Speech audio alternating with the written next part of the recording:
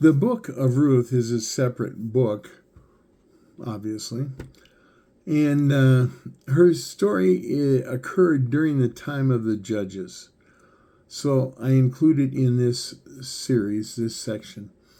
We don't know exactly when this story occurred, but there are little hints that say it was probably near the end of the judges. But we don't know. Anyway, during a famine, a man from Bethlehem in Judah took his wife and 2 sons to Moab. His name was Elimelech, and his wife was Naomi. His sons were Mahlon and Chilion. While they were in Moab, Elimelech died. Naomi's sons married Moabite women, Orpah and Ruth. Now, 10 years after moving to Moab, both Mahlon and Chilion also died. Naomi learned that the famine in Israel had ended, so she decided to go home. Her daughters-in-law prepared to return with her. They had not gone far before Naomi stopped. She said, "I want both of you to go back to your mothers. May God be kind to you just as you were kind to my sons, and you are still kind to me. May God provide both of you with good husbands." She kissed Orpah and Ruth, and all 3 of them cried. The 2 young ladies said, "We will go with you to your own people." Naomi said, "No, why would you do that? I will never have more sons to be your husband. Anyway, I'm too old to have another husband. Even if I were to have more sons, why would you wait until they were old enough to be married? No, go home. This is worse for me than for you. God has turned against me." They all 3 began hugging each other and crying. Orpah kissed Naomi and reluctantly turned and went home. But Ruth refused to let go of Naomi. Naomi said, "Ruth, your sister-in-law is returning to her people and her gods. You should go with her." Ruth says, "No, I refuse to listen to you or leave you. Where you go, I'm going to go. Where you live, I'm going to live. Your people will be my people. Your God will be my God. Where you die, I will stay there until I die.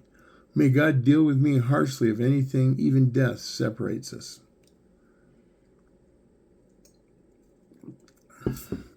Well, Naomi sighed, gave Ruth a great big hug, and smiled.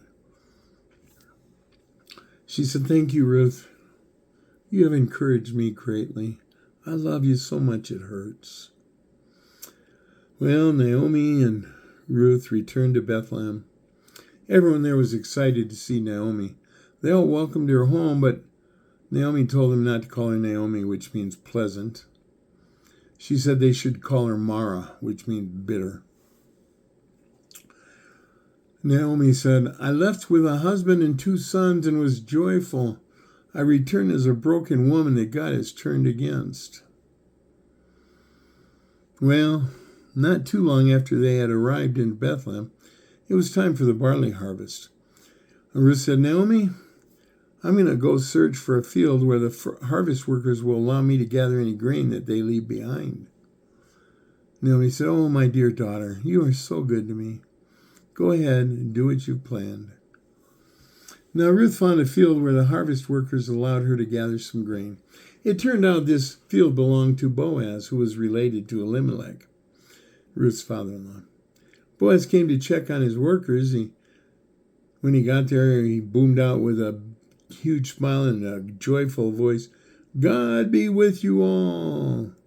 And the workers, everyone, all of them, shouted back with the same joyful smiling, "God bless you." Boaz pulled aside his head worker, said, "Eli, who's that young woman over there?" Eli said, "She is the Moabite who returned with Naomi. She asked if she could gather grain that we missed, and I said she could. She has worked very hard and only took 1 short break to get out of the sun." Well, Boaz walked over to Ruth. He said, "My daughter, listen to me. Do not go to another field. Stay with the women who work for me. Stay with them as they work behind the men. I have told my workers to keep you safe. Drink from the waters my men filled." Ruth bowed with her face to the ground. "Why do you treat me, a foreigner, like this?" Boaz said, "I know who you are and what you have done for your mother-in-law. I know you left your people and came with her to live with people you do not know. May God repay you for what you have done for Naomi. May the God of Israel bless you greatly, since you came here to find refuge under his wings." Ruth said, "Thank you, my Lord. May I continue to be favored by you. You have made me feel comfortable by speaking to me so kindly, even though I'm not even as important as one of your servants." When it was time for the midday meal, Boaz went to Ruth and said, "Come share my meal. I have bread and wine vinegar to dip it in. I also have some roasted grain." Ruth was so embarrassed she was speechless, something Ruth was not used to being. Boaz kept encouraging her to eat more, and Ruth ate until she just couldn't eat anymore. She wrapped up the leftovers, what he had given her, so she could take it to Naomi. It had been a long time since she had eaten a full meal like this. She and Naomi made do with what little food they could find or that somebody shared with them. When Ruth got up to go gather grain, Boaz went over to his supervisor. He said, "Eli, I want you to let her gather right alongside my workers. Don't reprimand her at all. In fact, have the men pull out some stalks from their bundles and let her have those." Eli, smiling because he knew what Ruth had done for Naomi from Boaz's clan, said, "Yes, sir. I'll personally make sure she is taken care of, and we'll have plenty of grain to take home to Naomi." Well, when evening came, Ruth threshed her grain and took it all to Naomi. Naomi was amazed at how much grain Ruth had brought home.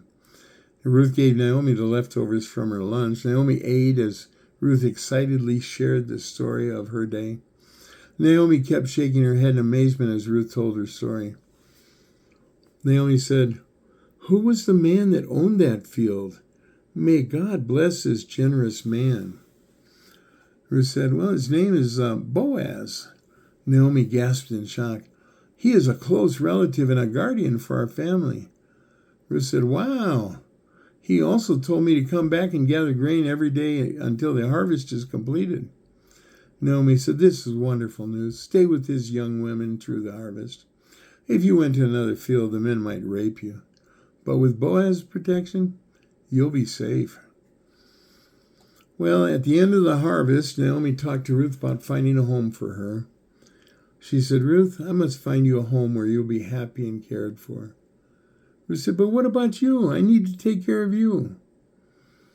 Naomi said, "I will always be your mother, and if a man takes you as his wife, he will care for me like his own mother." Now, tonight, Boaz will be threshing his barley. Here's what I want you to do. Wash yourself, put on your best clothes along with some perfume, and then go to his threshing floor, but don't let him know where you are until after he has finished eating. Pay attention to where he lays down to sleep. Go to that place, uncover his feet, and lay down by his feet. After that, do whatever he tells you to do." Ruth said, "I will do everything just as you have told me." So Ruth did everything her mother-in-law told her to do. In the middle of the night, something woke Boaz, and that was when he found a woman lying by his feet.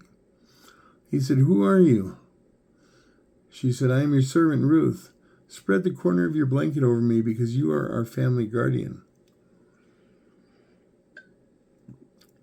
Boaz said, "May God bless you, my daughter.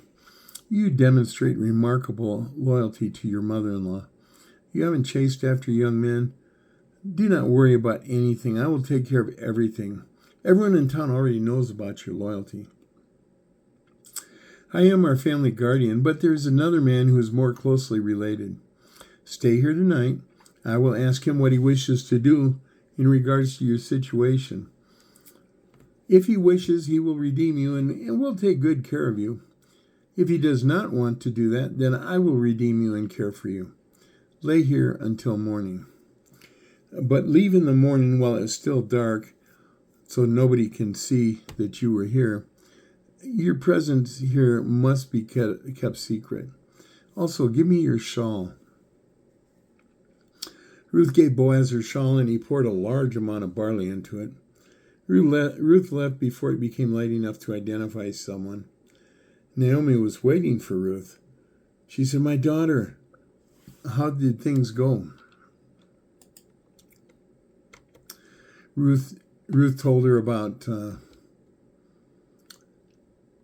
every minute of the night.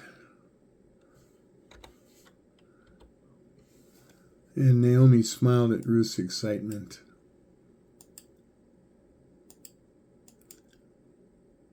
Naomi said, "Now we wait.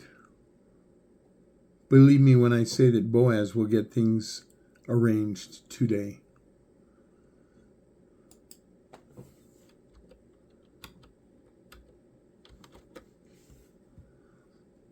So that morning, Boaz went to the city gate